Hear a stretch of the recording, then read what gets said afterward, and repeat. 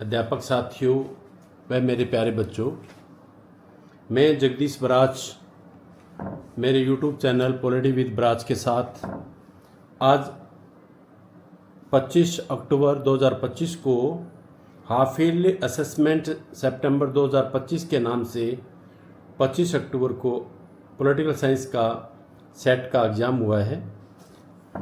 ये 40 नंबर का है और 90 मिनट्स इसका टाइम है। अब हम इसको प्रश्न पत्र को हल करते हैं। हल करने से पहले मैं आपको बताना चाहूँगा कि आप इस प्रश्न पत्र को अच्छी तरह से स्टडी कीजिए, अध्ययन कीजिए इसका, और सभी बच्चे अपने अध्यापक से बात करेंगे इसके बारे में और इसके बारे में प्रश्न भी पूछेंगे। इसकी यदि आपने डिटेल में स्टडी कर ली तो आपका जो आगे का सफ़र है बड़ा आसान हो जाएगा। ये पेपर जो सेट 1 हुआ था उससे कोई ज़्यादा बढ़िया नहीं है, उससे थोड़ा सा सतर उसका नीचे हुआ है, लेकिन फिर भी जैसा हमारे पास है उसका हम विश्लेषण करते हैं। पहले नीति आयोग की नीति का आधार क्या है। प्रश्न, मैं हमेशा कहता हूँ कि प्रश्न पढ़ते ही आपको प्रश्न का ज्ञान होना चाहिए, उत्तर का ध्यान मत रखो आप। प्रश्न है नीति आयोग की नीति का आधार क्या है। पहले तो नीति आयोग क्या है। 1951 में योजना आयोग बना था जब हमारा देश आज़ाद हुआ था। 2014 में जब सरकार, जो अब एनडीए की सरकार ये बनी, तो उसने योजना आयोग का नाम बदल कर दिया नीति आयोग। नीति आयोग 2015 से लागू है। तो प्रश्न क्या पूछता है, नीति आयोग की नीति का आधार क्या है। Made in India, Ayushman Bharat, make in India और चिरायु योजना। यानी नीति आयोग का आधार क्या है। जिस तरह मकान की नींव उसका आधार होती है, उसी तरह नीति आयोग का आधार क्या है। यानी नीति आयोग के माध्यम से हम हमारा देश करना क्या चाहता है। पहले मेड इन इंडिया, तो ये तो मैं आपको बताऊं कि मेड इन इंडिया क्या है, जो भारत में बना है। तो भारत में जो चीज़ बनी है वो नीति आयोग की आधार कैसे हो सकता है। आयुष्मान भारत, ये केंद्रीय सरकार की एक बीमा योजना है, स्वास्थ्य बीमा योजना। और मेक इन इंडिया, जो भी चीज़ बनाएंगे भारत में बनाएंगे। चिरायु योजना, आयुष्मान भारत केंद्र की योजना है और चिरायु योजना है वो हरियाणा की योजना है। इसको आगे विस्तार दिया गया है। वहाँ केंद्रीय योजना में 5 लाख तक की बात की गई है और यहाँ बीमे की व्यवस्था की गई है। 180 से लेकर 3 तक, और या 3 से 5 या 5 से ऊपर, ऐसा आप अपने अध्यापक से बात करना। इसकी 3-4 स्लेब हैं। तो इसका पहले का उत्तर क्या हुआ, मेक इन इंडिया। यानी नीति आयोग जब बनाया गया तो उसे एक काम सौंपा गया कि अब हमें भारत को आत्मनिर्भर बनाना है और ज़्यादा से ज़्यादा उत्पादन है वो अपने देश में करना है। और अब जो आजकल अमेरिका और भारत की टसल आपस में चल रही है, उसमें भी ये कारगर साबित हो रहा है मेक इन इंडिया। और कुछ हम ठीक हुए हैं, इसलिए आज यदि हम अमेरिका का मुकाबला नहीं कर सकते तो अमेरिका को सहन करने की पावर, यानी उसकी धमकियों की सहन करने की पावर तो हमें आई गई, तभी हम सरवाइव कर पा रहे हैं। यदि आज से 15-20 साल पहले का भारत होता तो ऐसी परिस्थितियां नहीं थी। भारत में कौन सी दलीय प्रणाली पाई जाती है। बच्चों, दुनिया में कुछ ऐसे देश हैं जहाँ पॉलिटिकल पार्टी है ही नहीं, कुछ ऐसे हैं जहाँ एक दलीय प्रणाली है, कुछ ऐसे हैं जहाँ 2 दल हैं, और कुछ ऐसे देश हैं जहाँ पर दल बहुत ज़्यादा हैं। तो अब जैसे पूछता है कि भारत में कौन सी दलीय प्रणाली है। अब आप रात दिन जब भाषण सुनते हो तो अनेक दलों के नेता बोलते हैं, डिबेट होती है।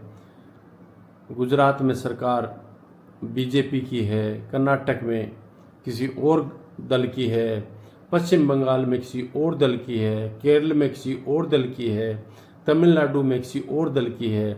तो एक तो बिना ऐसी देश जो बिना दल के हैं, ऐसे देश जिसमें एक ही दल है तो वो कम्युनिस्ट पार्टी चीन, आप उदाहरण तैयार रखो कि चीन में एक ही दल है, वो है साम्यवादी।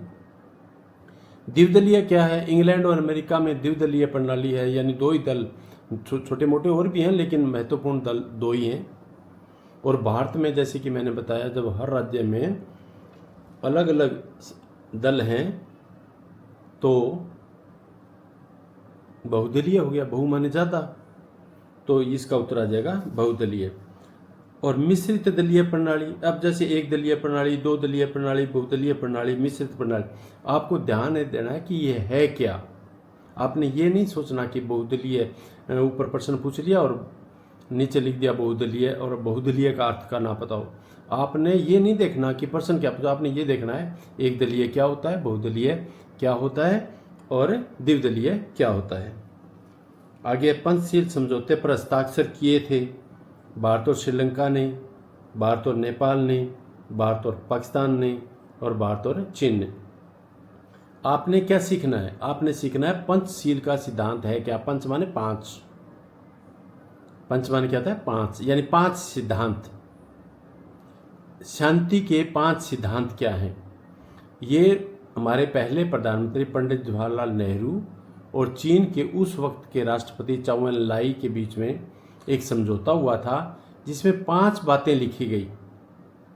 आपने अपने अध्यापक से ये पूछना है कि जो जवाहरलाल नेहरू ने और चीन के तत्कालीन यानी उस समय के जो राष्ट्रपति थे चाउ एन लाई, उनके बीच में जो समझौता हुआ था उसमें वो 5 बातें कौन सी थी, आपको ये कक्षा में पूछना है और अपनी कॉपी में नोट करके रखना है। तो इसका उत्तर तो भारत और चीन हो गया। ये आपका पेपर है आज का, इसको हम हल करने जा रहे हैं। आगे है द्विव राष्ट्र का सिद्धांत का प्रतिपादन किया। यानी द्विव माने दो, राष्ट्र माने राष्ट्र, राष्ट्र माने आप मोटा मोटा मानिए देश, वैसे देश नहीं होता, देश और राष्ट्र में फर्क होता है। इसका अंतर भी आप अपने अध्यापक से पूछा करो भी राष्ट्र और देश में क्या फर्क है। तो द्विव राष्ट्र का सिद्धांत का प्रतिपादन किसने किया? यानी भारत में जो द्विव राष्ट्र सिद्धांत था वो किसने दिया? बच्चों 1885 में कांग्रेस की स्थापना होती है, 1905 में बंगाल का विभाजन होता है और उस समय के अंग्रेजों का एक मकसद था कि भारत में ज़्यादा जो पॉपुलेशन है, जनसंख्या, वो हिंदू और मुसलमान है। यदि इनको आपस में हम लड़ा के रखेंगे तो कभी भी आपको दिक्कतों का सामना नहीं करना पड़ेगा। उन्होंने पूरी कोशिश की कि हिंदू मुसलमानों को लड़ा के रखो और 1905 में उन्होंने बंगाल का विभाजन भी किया।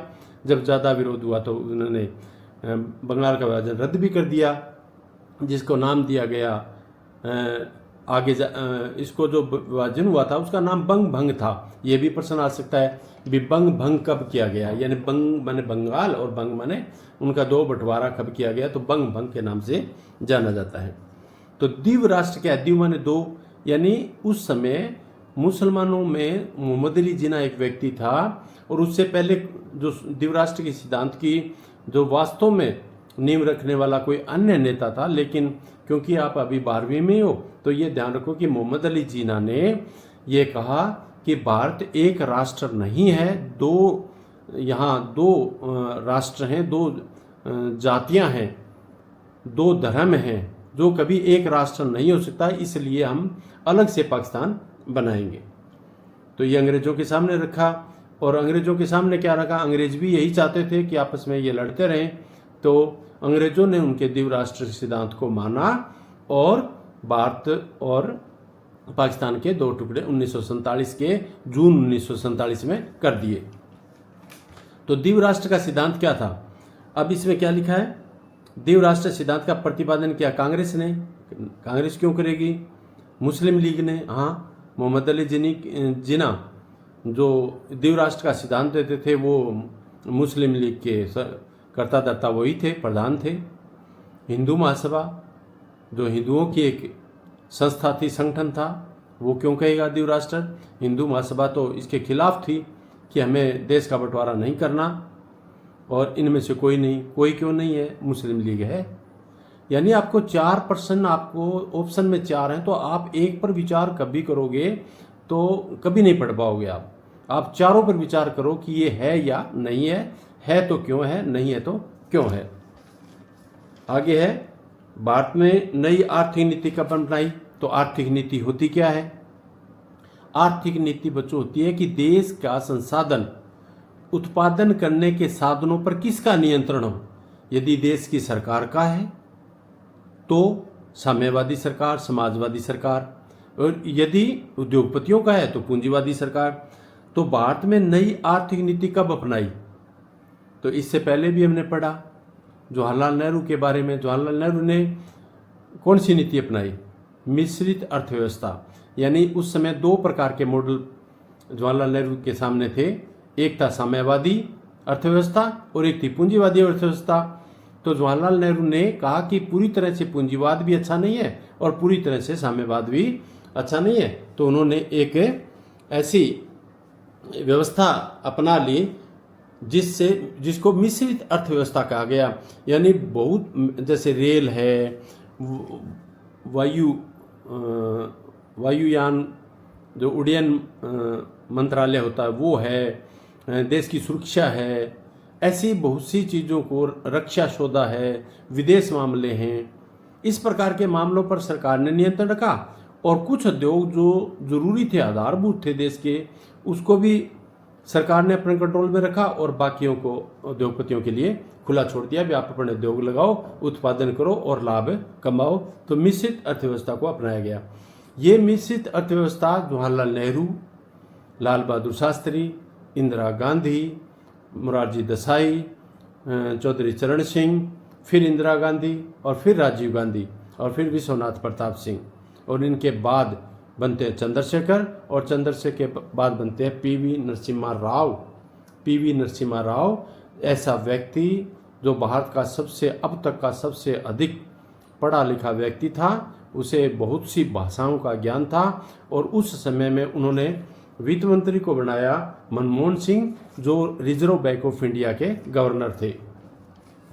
तो उन्होंने मिलकर उस समय, उसी समकालीन समय में क्या हो रहा था विश्व में, उस समय जो संसार 2 गुटों में बटा हुआ था, अमेरिका और सोवियत संघ में, वो सोवियत संघ टूट गया था। टूटने से अब वहां टूटा तो साम्यवादी अर्थव्यवस्था थी, टूटकर क्या बना? पूंजीवादी अर्थव्यवस्था। यानी संसार में बोलबाला किसका हुआ? पूंजीवादी अर्थव्यवस्था का। तो हमने भी भारत को मिश्रित अर्थव्यवस्था से थोड़ा सा पूंजीवाद की ओर खिसकाना शुरू किया। तो मनमोहन सिंह ने एक नई नीति अपनाई, आर्थिक नीति। कहा कि निजी हाथों में उद्योगों को देने की बात की और कहा कि विदेशों की कंपनियां आकर भी हमारे देश में उद्योग लगा सकती है। तो इस प्रकार की भारत में जो नई आर्थिक नीति अपनाई वो 1991 में अपनाई। 1989 में क्या हुआ था? इसमें वीपी सिंह प्रधानमंत्री बने थे और कांग्रेस के राजीव गांधी के बाद सरकार बनी थी। 90 में क्या हुआ था? 90 में इसी तरह की उथल पुथल और कई दलों की मिली हुई सरकार चल रही थी। 91 में फिर चुनाव होते हैं और 91 में राजीव गांधी की साउथ इंडिया में मृत्यु भी हो जाती है और उसके बाद कांग्रेस को बहुमत तो स्पष्ट नहीं मिलता, लेकिन अन्य दलों की सहायता से पीवी नरसिम्हा राव को प्रधानमंत्री बनाया जाता है। और 1985 यहाँ लिखा है, एक सन और है। तो 1985 के बारे में आपने अपने अध्यापक से बात करो कि ऐसी राजनीतिक क्षेत्र में 1985 में क्या घटना हुई थी। तो आगे है, वर्तमान समय में खाली जगह गठबंधन की सरकार कार्य करता है। वर्तमान में किसकी गठबंधन की सरकार है? वर्तमान क्या होता है? अब जो चल रहा है। और गठबंधन क्या है? जो गठबंधन होता है 2 या 2 से अधिक दलों से मिलकर कोई सरकार चल रही है तो उसको गठबंधन कहते हैं। अब गठबंधन बनता क्यों है? जब एक दल की सरकार ना आए, जब एक दल की सरकार ना आए यानी बहुमत ना मिले, जैसे हमारे लोकसभा में 543 सदस्य हैं, 543 सदस्यों में 272 जिसके पास होंगे उसका प्रधानमंत्री बनेगा। यदि 272 किसी के पास नहीं आते, किसी एक दल के पास, तो वह अन्य दलों को मिलाकर सरकार बना लेते हैं, जिसको गठबंधन की सरकार कहते हैं। तो अब जो सरकार वर्तमान में चल रही है वो गठबंधन क्या है? बीजेपी, हमें तो दिखता है कि बीजेपी भारतीय जनता पार्टी की सरकार है और नरेंद्र मोदी तीसरी बार प्रधानमंत्री बने हैं। तो गठबंधन क्या हुआ बच्चों? बीजेपी की सरकार तो है, लेकिन बीजेपी ने बहुत सारे दल मिला रखे हैं, जिनको मिलकर उनकी 287 सीटें या 300 के नज़दीक चली जाती हैं। उन सीटों के मिलके ये सरकार चली है, तो इसको गठबंधन की सरकार कहते हैं। इसको कहते हैं एनडीए। इसको क्या बोलते हैं? एनडीए। और जो 2004 से 14 तक जो सरकार थी उसको बोला जाता था यूपीए। अब आपने अपने अध्यापक से पूछना है कि एनडीए और यूपीए को की फुल फॉर्म क्या है, क्या बोला जाता है इनको, अंग्रेजी में क्या बोला जाता है और हिंदी में क्या बोला जाता है, ये आप अपने अध्यापक से बात करके अपनी कॉपी में आप लिख लेंगे। तो ये तो हुआ गठबंधन की बात। अब 7वां प्रश्न आता है, आया राम गया राम का मुहावरा राज्य में प्रसिद्ध हुआ। आया राम और गया राम का मुहावरा हरियाणा में प्रसिद्ध हुआ। ये यानी चुनाव किसी पार्टी से, टिकट किसी से ली, जीते किसी से, और सरकार बनाने के लिए आप किसी दूसरे दल में चले गए। तो एक हरियाणा में आया राम नाम का, गया राम था, पता नहीं आया राम था, आप अपने अध्यापक से ये विचार कर लेना। एक गया राम, मान लो कोई आदमी था जो एमएलए जीत गया, वो जीता किसी पार्टी से था, सुबह किसी पार्टी में था, दोपहर को किसी पार्टी में हो गया और शाम तक उसने 3 पार्टियां एक दिन में बदल ली थी। तो ये हरियाणा में एक कहावत प्रचलित हो गई कि आया राम गया राम की राजनीति शुरू हो गई, यानी पार्टियां बदल के। और इसी आया राम गया राम की राजनीति के जो हुआ ये, इसके कारण ही फिर दल बदल कानून बना था, यानी विरोध इस प्रकार का कानून बनाया गया कि जो व्यक्ति जिस पार्टी से चुना जाता है वो उसी पार्टी में रहेगा। यदि उसे दल बदलना है तो कम से कम उस पार्टी के जीते हुए जितने सदस्य हैं उनको 1/3 को साथ लेके जाना पड़ेगा। तो ये बाद में दल बदल विरोधी कानून भी बनाया गया था, जो राजीव गांधी सरकार के टाइम में बना था। आगे है, भारत में चुनाव कराने की जिम्मेदारी किसकी सौंपी गई है? चुनाव आयोग की। अब एक होती है समिति, एक होता है आयोग। आयोग क्या होता है? यानी संविधान द्वारा जो संगठन बना दिया गया, संविधान में लिखा हुआ है कि ये संस्था चुनाव कराएगी, तो उसको बोला जाता है आयोग। उसके पास फुल पावर होती है, उनके अधिकार, उनके कर्तव्य संविधान द्वारा निश्चित किए गए, उसको आयोग बोलते हैं। तो संविधान ने हमारे एक व्यवस्था की गई है कि चुनाव आयोग होगा जो भारत में चुनाव कराएगा। अब चुनाव आयोग किसके चुनाव कराता है? राष्ट्रपति के, उपराष्ट्रपति के, राज्यसभा के, लोकसभा के, ये चुनाव करवाने का काम करता है चुनाव आयोग। अब चुनाव तो हमारे गांव में पंचायतों की भी होते हैं, ब्लॉक समिति के भी होते हैं, जिला परिषद के भी होते हैं, नगर पालिका के भी होते हैं, नगर परिषद के भी होते हैं और नगर निगम के भी होते हैं। बच्चों, जन मैंने बताया आपको, ग्राम पंचायत, ब्लॉक समिति, जिला परिषद, नगर पालिका और नगर परिषद और नगर निगम। आप इन बातों को लेकर ये चीज़ें कहाँ कहाँ हैं, अपने अध्यापकों से आप बात किया करो। तो कहता है क्या है इसमें चुनाव आयोग किसकी सौंपी गई है? तो हम यहाँ तो साधारण सी बात कहेंगे कि चुनाव आयोग की, लेकिन जो राज्यों में चुनाव होते हैं जिनका मैंने आपको बताया, उनका चुनाव है वो राज्य चुनाव आयोग करता है। यानी वो जो राष्ट्रपति, संसद, उपराष्ट्रपति के चुनाव है वो केंद्रीय चुनाव आयोग करवाता है, और बाकी के चुनाव है वो राज्य में जो चुनाव होते हैं उनका राज्य चुनाव आयोग करवाता है। ऑपरेशन ब्लू स्टार किस राज्य में चला गया? पंजाब में चला। क्यों है क्या? बच्चों, जब भी कोई सेना कोई कार्रवाई करती है तो उसको ऑपरेशन के नाम से उसके साथ कोई शब्द डाला जाता है, क्योंकि बाद में वो ख़त्म होने के बाद में उसी की फाइल बन जाती है और उसी नाम से वो जाना जाता है। जो हमारे स्वर्ण मंदिर में गुरुओं का स्थान है अमृतसर में, यहाँ पर पाकिस्तान के दखल देने के कारण, आईएसआई के दखल देने के कारण यहाँ बहुत सारे खालिस्तान, यानी पंजाब को तोड़ना चाहते थे पाकिस्तान, क्योंकि हमने बांग्लादेश को अलग किया था, खुन्नस खाए बैठे थे, तो वो चाहते थे हम पाकिस्तान को अलग कर देंगे। और देश में कुछ गद्दार तो मिल ही जाते हैं पैसे के बदले, तो वो पैसे के बदले उनको मिल गए और उन्होंने हथियार दिया और हमारे पवित्र स्वर्ण मंदिर में उग्रवादियों ने वो हथियार जमा कर लिए और बहुत सारे लोग वहाँ इकट्ठे हो गए और हिंदुओं को, जिस हिंदुओं की रक्षा के लिए सिख धर्म का गठन हुआ था, उनके पाकिस्तान के बहकावे में आकर उन्हीं कुछ सिख उग्रवादी संगठन बनाकर हिंदुओं को मारना शुरू कर दिया और देश में अव्यवस्था फैल गई। उस समय मैं 8वीं कक्षा में पढ़ता था, तो मैं रोज़ सुनता था कि इस प्रकार की बहुत सी बुरी घटनाएं होती थी। और हमारे सिरसा में भी बसों में, आज जहाँ ताऊ देवीलाल का पार्क है वहाँ पहले बस स्टैंड होता था, इस बस स्टैंड से बसें चली थी और बम विस्फोट हुए थे, तो मेरे गांव के 2 व्यक्ति भी उसमें घायल हो गए थे। तो जब उन उग्रवादियों को स्वर्ण मंदिर से निकालने के लिए जो वहाँ फौज ने कार्रवाई की, उस फौज ने जो कार्रवाई की उसका नाम रखा गया ब्लू स्टार, उसका नाम रखा गया ऑपरेशन ब्लू स्टार। अब जैसे पाकिस्तान ने पीछे पहलगांव में हिंदुओं को आतंकवादी भेजकर पाकिस्तान ने मरवाया था, तो जब हमने पाकिस्तान से बदला लिया तो उसका नाम क्या रखा है? सिंधु, ऑपरेशन सिंदूर। तो इसी तरह किसी भी कार्रवाई के लिए कोई नाम रखा जाता है। तो स्वर्ण मंदिर से आतंकवादियों को निकालने के लिए ऑपरेशन ब्लू स्टार चलाया गया। आगे है और एक प्रश्न नंबर 10 है 1962। इसमें अभिकथन और कारण है। अभिकथन क्या है? यानी कोई कही गई बात है और क्या उसका नीचे कारण दिया, क्या उस कही गई बात का वो कारण सही है क्या? तो हमें पढ़ते ही इस पर अपनी राय बना लेनी है। 1962 के बाद चीन की नीति, यानी 1962 के बाद, 1962 में क्या हुआ था? भारत और चीन का युद्ध हुआ था।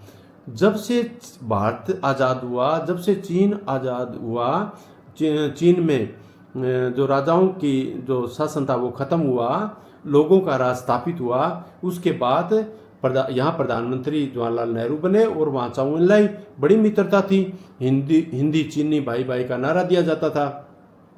तो 1962 के बाद, 62 में क्या हुआ था? भारत और चीन का युद्ध हुआ।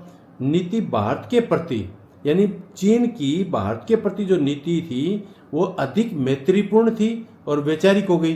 जब 1962 में लड़ाई हो गई तो नीति है वो मैत्रीपूर्ण कैसे होगी और वैचारिक कैसे, विचार कैसे मिलेंगे?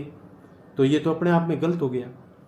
1962 में से भारत लिखा है बच्चों, ये भारत नहीं भारत है।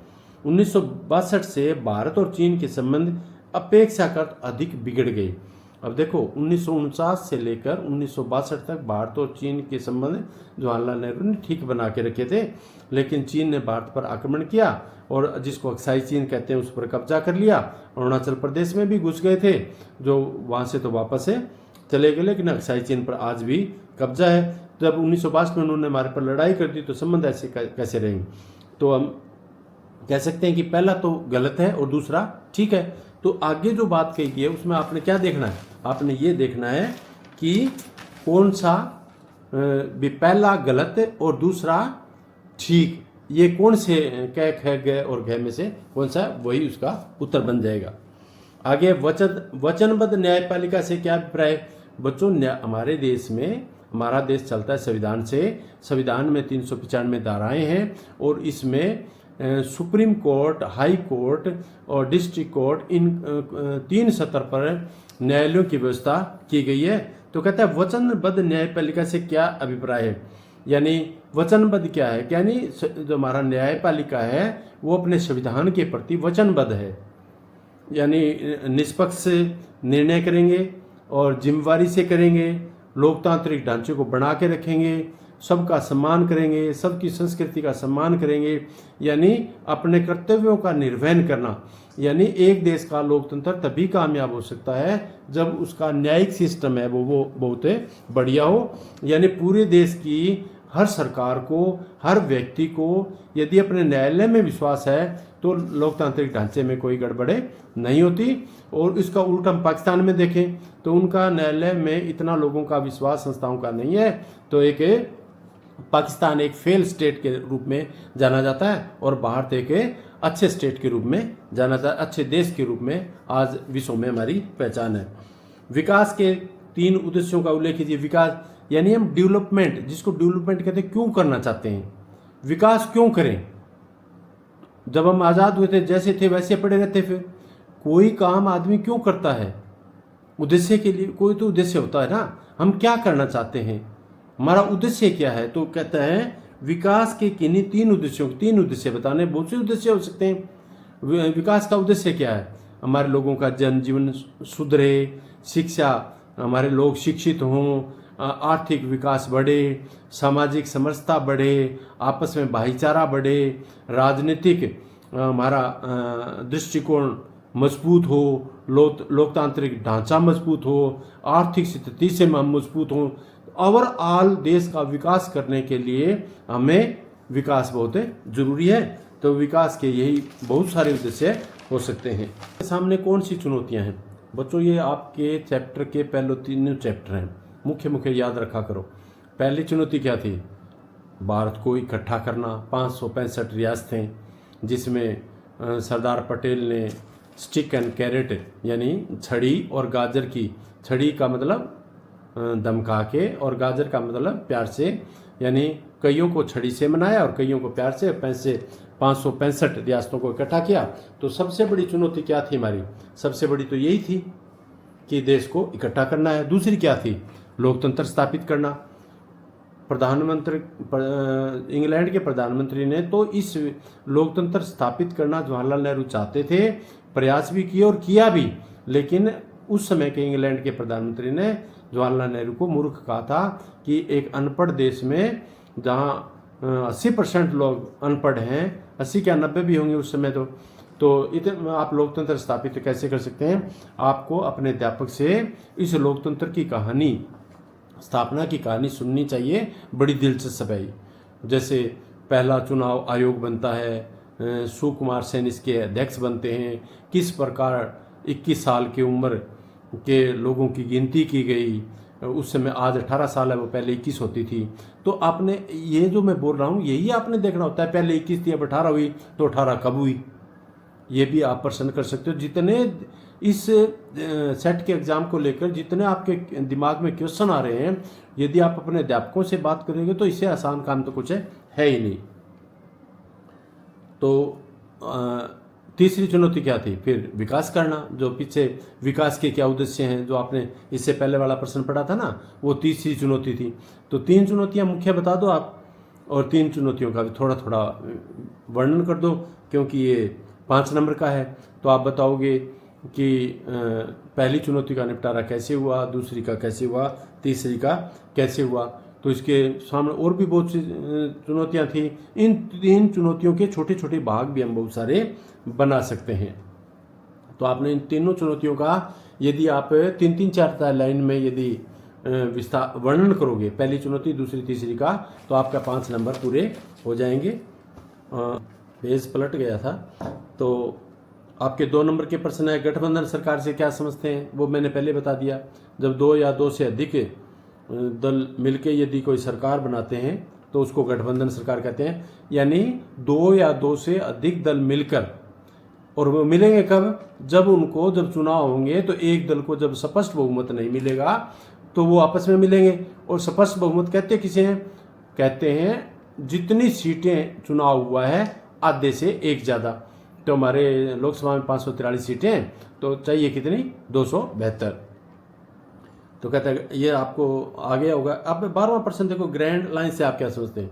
यही ग्रैंड अलायंस है, विभिन्न पार्टियों का मिलना चलाना। ये 2 प्रकार का हो सकता है, सरकार भी बना सकते हैं और ग्रैंड अलायंस बनाकर जो सरकार चल रही है उसका मुकाबला भी कर सकते हैं। जैसे नरेंद्र मोदी जी की सरकार चल रही है 2014 से, अब इसके सामने कांग्रेस पार्टी है, कई सालों से कमजोर हो रही है, तो कांग्रेस का अकेले बलबूते पर बीजेपी को हराना मुश्किल है। इसलिए देश के 10, 15, 20 पार्टियों ने मिलकर एक बड़ा ग्रैंड अलायंस बना रखा है, जिसको इंडिया भी कहते हैं वो तो, और बीजेपी वाले मजाक में उसको इंडी गठबंधन भी कहते हैं। तो ये इंडी गठबंधन है, क्यों बना? ये बना बीजेपी यानी एनडीए का मुकाबला करने के लिए। तो इसमें 11वें और 12वें में सिर्फ भाषा का फर्क है, एक को अंग्रेजी में लिख दिया और एक को हिंदी में, दोनों बात एक ही है। असली बात यह है कि आपको पता होना चाहिए गठबंधन क्या होता है और ग्रैंड अलायंस क्या होता है। 1975 में आपातकाल घोषणा करने की 2 कारण बताओ बच्चों। इसमें 1971 में बांग्लादेश बनता है और इंदिरा गांधी ने अपने ही दल से विरोध का सामना करके 71 में बहुत मजबूती से चुनाव लड़ा, पावरफुल एक प्रधानमंत्री बन गई, निर्णय खुद लेने लगी। और जब ज़्यादा पावर आ जाती है तो कई बार मनुष्य को जो खराब करने में, पद जो रास्ता है उसे भटकने में सबसे बड़ी जो पावर है वो पैसा और पावर मनुष्य को रास्ते से भटका देता है। इंदिरा गांधी को भी उसकी पावर ने उसको भटकाया। और जो 1971 में चुनाव लड़ा था इंदिरा गांधी ने, वो इलाहाबाद से, तो इलाहाबाद में जिसने उनके सामने चुनाव लड़ा था, किसने लड़ा था, अपने अध्यापक से बात करेंगे आप।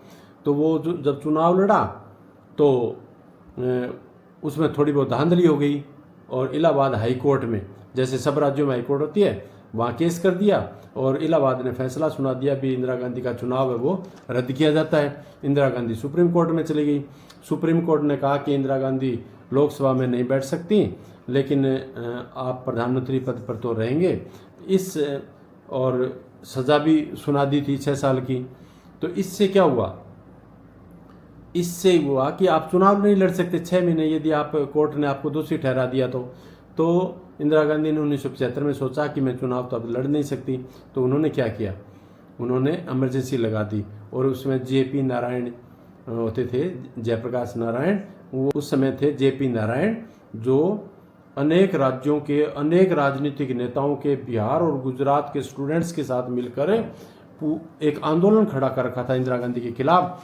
और 25 जून 1975 को तो घोषणा कर दी कि अब मैं पुलिस और फौज को भी कहता हूं कि आप इंदिरा गांधी के आदेश मानना बंद कर दो, ये निरंकुश शासक बन चुकी है।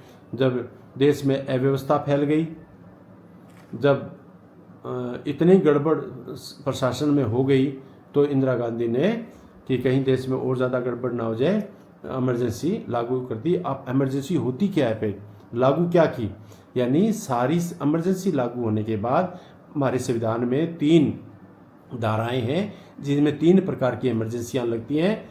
एक राज्य में कोई राज्य सरकार ठीक ना चले तो राष्ट्रपति शासन, एक यदि कोई बाहर का देश आक्रमण कर दे तो इमरजेंसी लग सकती है, और एक धन की कमी आ जाए तो भी इमरजेंसी लग सकती है। तो उस समय ना तो किसी विदेश ने आक्रमण किया था, ना कोई राज्य की अव्यवस्था, यहाँ अंदर देश के अंदर आंदोलन बहुत ज़्यादा चल रहे थे। तो इस स्थिति से निपटने के लिए इमरजेंसी लगा दी। और इमरजेंसी होती क्या है, यानी सारी सरकारों को भंग करके देश की सारी पावर है वो श्रीमती इंदिरा गांधी के पास से आ गई।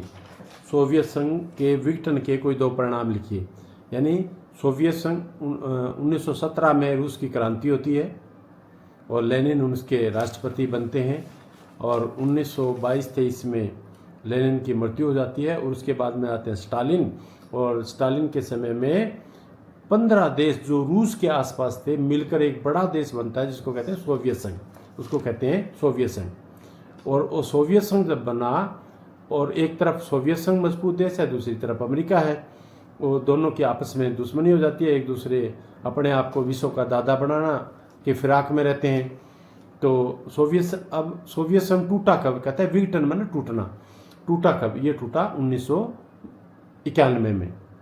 1991 में जाके ये विघटन हो जाता है। और जो 1922-23 में जो देश साथ मिले थे वो सारे देश 14 के 14 अलग हो जाते हैं। और उसको अलग करने के पीछे जो भूमिका थी वो थी अमेरिका की, जो आपने एक बार पढ़ा होगा, शॉक थेरेपी। यानी उसके बाद में शॉक थेरेपी, पहले तो उनको अलग किया, भड़काया, पैसे दिए और गृह युद्ध करवाया और देशों को अलग किया, और फिर उन्हीं देशों की अर्थव्यवस्था को ठीक करने के लिए अमेरिका ने सहायता की। तो कहते हैं सोवियत संघ के विघटन के कोई 2 परिणाम लिखो। परिणाम क्या हुआ, एक तो वो टूट गया, यानी जो पहले जो 1917 में जो रूस था वो रूस रह गया, 14 देश साथ मिले थे वो सारे अलग हो गए। और उसमें जो सबसे पहले अलग होने के लिए 3, ये प्रश्न छोटा सा पूछ लिया जाता है, अभी 3 देश थे जो अलग होने के लिए सबसे पहले, एस्टोनिया, लातविया और लिथुआनिया। एस्टोनिया, लातविया और लिथुआनिया, इन देशों ने सबसे पहले वो अलग हुए।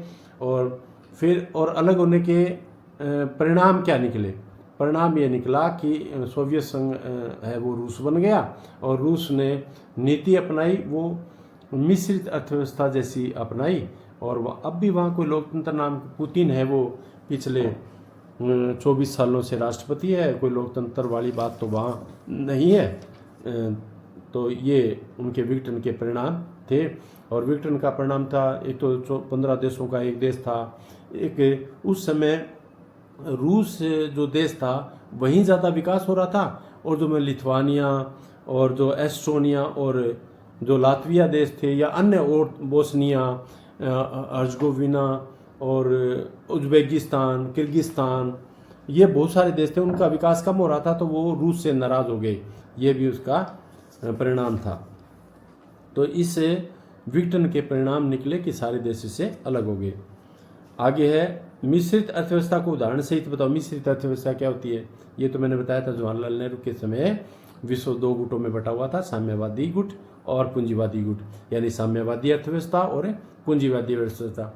यदि देश के साधनों पर सरकार का नियंत्रण है तो समाजवादी यानी साम्यवादी, और यदि उद्योगपतियों का है तो पूंजीवादी। तो मिश्रित अर्थव्यवस्था उदाहरण क्या है? हमने उस समय क्या अपनाया? दोनों मिश्रित, यानी कुछ विशेषताएं हमने साम्यवाद की ले ली, समाजवाद की ले ली, और कुछ हमने पूंजीवाद की अर्थव्यवस्था ले ली। यानी सरकारी नियंत्रण और निजी नियंत्रण का इसमें फर्क है। गरीबों के लिए साम्यवादी में सारे काम जन कल्याण के लिए किए जाते हैं, और पूंजीवाद में लाभ के लिए भी किए जाते हैं। और जो साम्यवाद होता है उसमें जो बाजार होता है वो सरकार के नियंत्रण में होता है, और पूंजीवाद में खुला होता है, यानी सामान बनाओ, बेचो और लाभ कमाओ। अब मिश्रित में क्या होता है? यानी कुछ जैसे रेल है, डाक है, टेलीफोन है, देश की सुरक्षा है, इनको सरकार नियंत्रण में रखती है और बाकी खुला छोड़ देती है। तो आपने तीनों देखना है, साम्यवादी, समाजवादी और पूंजीवादी और मुक्त अर्थव्यवस्था। पूंजीवाद को मुक्त कहते हैं, मुक्त है ना खुली छोड़ देना। तो आगे है क्षेत्रीयवाद को समाप्त करने के कोई तीन, यानी क्षेत्रवाद को समाप्त करना है। क्षेत्रवाद क्या होता है? पहले तो आपने ये देखना है कि क्षेत्रवाद होता क्या है। क्षेत्रवाद का मतलब होता है कि भारत 28 राज्य 8 केंद्र शासित प्रदेशों से मिलकर बना है, क्षेत्र से मिलकर बना है। तो मैं भारत से ज़्यादा प्रेफरेंस हरियाणा का दूं, पंजाब वाले पंजाब को ज़्यादा प्रेफरेंस दे। अब तमिलनाडु वाले जो डीएमके पार्टी, वो कहते हैं कि हम तो अलग ही मिट्टी के बने हैं, वो कुछ और ही बात करते रहते हैं। पश्चिम बंगाल वाले कुछ और बात करें।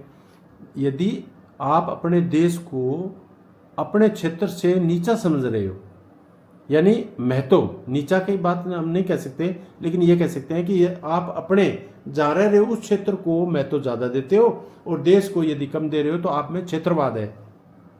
अब क्षेत्रवाद कम कैसे हो सकता है? तो एक क्षेत्रवाद कम कैसे हो सकता है, यानी क्षेत्रवाद को समाप्त कैसे हो सकता है? तो क्षेत्रवाद हुआ कैसे? क्षेत्रवाद अभाव में होता है, यदि एक राज्य का विकास हो रहा है, एक का नहीं हो रहा। अब बिहार, मध्य प्रदेश, उत्तर प्रदेश के लोग सिरसा जिला में काम करने आते हैं।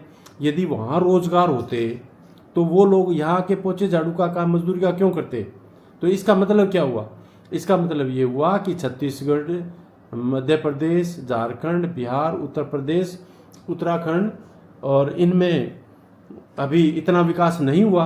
तो जहाँ विकास नहीं होता तो वहाँ के लोग थोड़े उद्दलित हो जाते हैं, आंदोलन करने लगते हैं, और वो अपने अधिकार मांगने लगते हैं, जिससे क्षेत्रवाद बढ़ता है। तो इससे क्या करना चाहिए? यानी समान रूप से विकास करना चाहिए। एक कुछ राजनीतिक पार्टियां हैं जो अपने लोगों को भड़काती रहती हैं, तो इसके लिए क्या करना चाहिए? लोगों को शिक्षित करना चाहिए कि ये राजनीतिक लोग वोट लेने के लिए लोगों को भड़काते हैं, लेकिन भारत हमारा एक देश है, हम सारे भारतीय हैं। ये भी हो सकता है। एक पूरे देश के लोगों की राजनीतिक जो पावर है, इसमें अब जैसे उत्तरी भारत, प्रधानमंत्री सारे उत्तरी भारत के बनते जा रहे हैं। पीवी नरसिम्हा राव, देवगौड़ा जी एक बार साउथ इंडिया के बने, अब उत्तरी भारत के प्रधानमंत्री बनते जा रहे हैं, उनके नहीं बन रहे। इसका कारण क्या है? क्योंकि एमपी जो बनते हैं वो किसके आधार पर बनते हैं? जनसंख्या के आधार पर।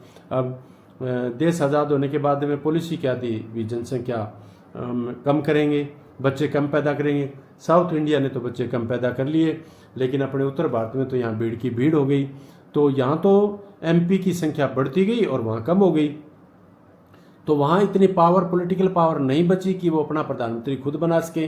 तो उनको एक ये भी रहता है साउथ इंडियन को, कुछ पॉलिटिकल विशेष पार्टियां जो भटकारती रहती हैं कि हम तो नहीं बन सकते प्रधानमंत्री क्योंकि हमारे पास इतनी सीटें नहीं है। अब परिसीमन 2029 में दोबारा होगा तो यहाँ तो जनसंख्या भरपूर है, अपने उत्तर प्रदेश, बिहार, मध्य प्रदेश, हरियाणा, पंजाब में जनसंख्या काफ़ी है, और पश्चिम बंगाल, उड़ीसा, और इतने साउथ इंडिया में नहीं है। तो एमपी यहाँ की संख्या और बढ़ जाएगी। तो इससे भी क्षेत्रवाद बढ़ता है और जो दुर्भावना बढ़ती है कि हम अपना हमारे को जो देश की सरकार है उसमें प्रतिनिधित्व है वो कम मिल रहा है, तो क्षेत्रवाद बढ़ता है। एक हमें विभिन्न जाति हो, विभिन्न धर्म हो, विभिन्न संस्कृति हो, यदि हम सबका सम्मान करेंगे, भाषा का भी, यदि हम यहाँ बैठे तमिल भाषा का विरोध करने लग जाएं, कन्नड़ भाषा का, मलयालम भाषा का विरोध करें, वो हिंदी का विरोध करें, और पूर्वी स्टेट 7 सिस्टर्स वाले अपना विरोध करें भाषा के आधार पर, तो इससे क्या होगा, क्षेत्रवाद बढ़ेगा। तो हमें, यदि हम एक दूसरे की संस्कृति का, एक दूसरे की भाषा का, एक दूसरे की जाति का, एक दूसरे के धर्म का सम्मान करते हैं, आदर करते हैं, तो क्षेत्रवाद है वो अपने आप कम हो जाएगा। और एक देश के संसाधन हैं उनका समान बंटवारा करना चाहिए, यानी नौकरी देनी है, उद्योग लगाने हैं, जो लाभ मिलना है वो अपने पूरे भारत के लोगों का संसाधनों का बंटवारा यदि सही हो रहा है तो कोई दिक्कत नहीं, फिर क्षेत्रवाद है वो अपने आप खत्म हो जाएगा। भारत की विदेश नीति के मुख्य सिद्धांत के, यानी विदेश नीति क्या होती है, एक देश दूसरे देश के साथ जिस प्रकार के संबंध रखता है वो कहते हैं विदेश नीति। हम कहते हैं ना, जैसे हमारे भी अपने रिश्तेदारों के साथ कैसे संबंध है, तो वो क्या कहते हैं, रिलेटिव्स के हमारे संबंध ये हैं, किसी के अच्छे हैं, किसी के बुरे हैं। इसी प्रकार एक देश दूसरे देश के साथ संबंध रखना चाहता है। सोवियत संघ के साथ हमारे हमेशा से अच्छे संबंध रहे, अमेरिका के साथ पहले नहीं थे, बीच में सुधार हुए, अब डोनाल्ड ट्रम्प आया तो अब 7-8 महीने से अमेरिका और भारत के संबंध अच्छे नहीं हैं। शुरू में चीन और भारत के अच्छे संबंध थे, 1962 के बाद अच्छे नहीं हैं, और आजकल मोदी जी अभी चीन जाके हैं तो संबंध थोड़े अच्छे हो रहे हैं। तो एक देश का दूसरे देश के साथ कैसा संबंध है वो कौन निर्धारित करता है, किस प्रकार के हम संबंध रखेंगे, वो होता है विदेश नीति। तो कहता है आधार क्या है, हम अपने जो विदेश नीति है वो किस आधार पर बनाते हैं। हम चाहते हैं शांति, हम चाहते हैं शांति और अहिंसा हमारा आधार है। हम चाहते हैं गुट निरपेक्ष, यानी ना तो सोवियत संघ के गुट में मिलेंगे और ना अमेरिकी गुट में मिलेंगे। हम समानता के साथ, जब मोदी जी कहते हैं ना, हम किसी के साथ हम आंख निकालेंगे भी नहीं और आंख झुकाएंगे भी नहीं, अर्थात इसका मतलब क्या हुआ, हम समानता और आपसी जो सम्मान के साथ रिश्ते बनाना चाहते हैं। यानी हमारी विदेश नीति का आधार ये है कि हम बहुत बड़ा देश हैं, हमारे पड़ोसी छोटे छोटे देश हैं, लेकिन हम किसी देश को उसके क्षेत्र के आधार पर नहीं आंकेंगे। देश कोई छोटा हो, बड़ा हो, जनसंख्या कम हो या ज़्यादा हो, हमें इसका कोई फर्क नहीं पड़ेगा। हम एक देश का, हम बराबरी के लेवल पर अपने संबंध रखेंगे। एक, हम आंतरिक मामलों में कोई हस्तक्षेप नहीं करेंगे। यानी हमारी विदेश नीति का आधार क्या है कि हम जिस देश के साथ हमारे संबंध होंगे या अन्य देश से कोई भी है, हम उसके अंदर के मामले में कोई हस्तक्षेप, कोई दखलंदाजी नहीं करेंगे। जैसे बच्चों होता है ना, अपने गांव में, शहरों में होता है, जैसे एक घर में लड़ाई हो रही है तो पड़ोसी वाले झुक झुक के देखते हैं, आके समझाते हैं तुम्हें लड़ना नहीं चाहिए, जबकि उनको लड़ाई सुनने में मज़ा आता है। यानी जानबूझ के दूसरे के घर में हस्तक्षेप करना, उनको भड़काना, ये भारत की विदेश नीति ये है कि हम किसी के अंदर के मामले में, उनके खुद के व्यक्तिगत मामलों में हम कभी भाग नहीं लेंगे। एक, हमारी विदेश नीति क्या है, अंतर्राष्ट्रीय वसुधैव कुटुंबकम। हमारी जो विदेश नीति है उसका मुख्य आधार आज से नहीं, हमारे वेदों में भी लिखा है कि वसुधैव कुटुंबकम, ये सारा संसार एक परिवार है। तो हमारी विदेश नीति का जो महत्वपूर्ण आधार है वो है वसुधैव कुटुंबकम। हम विश्व को एक परिवार के रूप में देखते हैं। हमारी विदेश नीति का आधार आर्थिक विकास भी है, और आजकल तो ज़्यादा हो रहा है। अमेरिका कह रहा है कि भारत को रूस से तेल नहीं खरीदना, और भारत के विदेश मंत्री, विदेश मंत्रालय, प्रधानमंत्री क्या कहते हैं, हम वो सारे काम करेंगे जो हमारे इंटरेस्ट में है। यानी हमारी पब्लिक की, हमारी जनता की जो ऊर्जा आवश्यकता है, जैसे पेट्रोल है, डीजल है, गैस है, हमारे देश की जो ऊर्जा आवश्यकता को जो देश पूरा करेगा हम उसके साथ संबंध रखेंगे और उसके साथ संबंध रखेंगे, उससे वो चीज़ें खरीदेंगे भी। जबकि अमेरिका चाह रहा है कि आप रूस से तेल ना खरीदो, क्योंकि हम जो पैसा खरीदेंगे तो वो पैसा जाएगा रूस के पास, और रूस ताकतवर होगा, और ताकतवर होगा तो वह अमेरिका और यूरोप के साथ टक्कर दे सकता है। तो आर्थिक रूप से अमेरिका रूस को कमज़ोर करना चाहता है, इसलिए कहता है कि भारत को तेल नहीं खरीदना चाहिए। अब रक्षा और सुरक्षा की नीति, हम अपनी रक्षा भी करेंगे, और रक्षा और सुरक्षा की नीति यानी हम ऐसी नीति अपनाएंगे जिससे हमारी सार्वभौमिकता पर कोई आँच ना आए। जैसे हमारे संविधान में लिखा है, हम अपनी सार्वभौमिकता के साथ किसी के साथ कोई सौदाबाजी नहीं करेंगे, हमें किसी का दखल नहीं चाहिए। हम प्रभुता संपन्न यानी प्रभुसत्ता, ऐसी पावर जो प्रकृति से, ईश्वर से हमें मिली है। कब मिली? देश के आज़ाद होने के बाद। हम 1947 से पहले प्रभुत्व संपन्न राष्ट्र, प्रभुत्व संपन्न देश नहीं थे, क्योंकि हमारी जो ताकत थी देश की वो कहाँ थी? इंग्लैंड की संसद में। कानून कौन बनाती थी? इंग्लैंड की संसद, उनके बनाए हुए कानून हम मानते थे, तो हम प्रभुत्व संपन्न राष्ट्र नहीं थे। अब हम प्रभुत्व संपन्न राष्ट्र हैं, तो अब हमारी पावर हमारे हैं, हमें जो अपना कानून चाहिए देश के लिए वो हमारी संसद बनाती है। तो ये थे बच्चों प्रश्न। और एक है भारत द्वारा गुटनिरपेक्ष नीति को अपनाने के मुख्य कारण क्या थे? भारत द्वारा गुटनिरपेक्ष जो नीति हमने अपनाई थी 1947 में, जवाहरलाल नेहरू क्यों अपनाई? जब भारत देश आज़ाद हुआ था, बहुत बड़ा देश था, 565 देशी रियासतें थी, चुनौतियां थी देश को इकट्ठा करना और लोकतंत्र स्थापित करना और विकास करना। यदि हम उस समय विश्व 2 गुटों में, जो अमेरिका और सोवियत संघ में बटा हुआ था, उसमें यदि हम शामिल हो जाते तो इसका मतलब, शामिल होने का सीधा सा मतलब ये था कि आधा संसार तो हमारा दुश्मन हो जाता। एक गुट में जाते, गुट वाले मित्र बन जाते, और दूसरे, अब आपने गांव में देखा होगा, एक व्यक्ति ऐसा है जो सभी के साथ बोलता है, सभी से अच्छी बातें करता है, सभी जरूरत पड़ने पर सभी के पास जाता है, वो गांव का साझा आदमी हो गया। वो समय आने पर, मुसीबत आने पर किसी की सहायता ले सकता है। लेकिन एक व्यक्ति यदि एक गुट में शामिल हो गया तो दूसरा गुट, वो जो अपना दुश्मन है, उस जितना ही उसको समझने लगेगा। तो जवाहरलाल नेहरू ने कहा कि हम गुट में शामिल, अभी हम आज़ाद हुए हैं, यदि हम इस गुटबाजी में फंस गए तो देश का विकास रुक जाएगा। हम संसार के सब देशों से सहयोग लेंगे जिससे हमारे देश का विकास हो। तो गुट निरपेक्षता की नीति अपनाने का मतलब ये था कि हम अपनी चुनौतियां, जो 3 चुनौतियां, पहले 3 पार्ट हैं, उन चुनौतियों को यदि हमें पार पाना है तो हम तभी कामयाब हो सकते हैं जब हमें किसी गुट में शामिल नहीं होना। हमारे लिए सारा संसार बराबर है। वसुधैव कुटुंबकम की नीति पर चलकर हम अपनी विदेश नीति बनाएंगे। तो इस फायदे के लिए, संसार से सभी से तालमेल रखने के लिए, किसी प्रकार के झगड़े में न पड़ने के लिए, भी हम हजारों सालों से गुलाम रहे हैं, फिर हम इस गुटबाजी में पड़ गए तो फिर हमारा क्या होगा? तो बच्चों, ये था सेट अक्टूबर का एग्ज़ाम आपने दिया, इसको ध्यान से सुनो, कॉपी में लिखो, और इस प्रश्न पत्र को आप बहुत अच्छी तरह से अपनी कॉपी में लिख लेना। और लिखना कब है? तब आप पूरा वो समझ में आ जाए। यदि आपने सेट 1 और 2 अच्छी तरह समझ लिया तो अब फ़ोन भी आ गया। तो बहुत बहुत धन्यवाद मेरे सभी अध्यापक साथियों का। और प्यारे बच्चों, खुश रहो, समृद्ध रहो।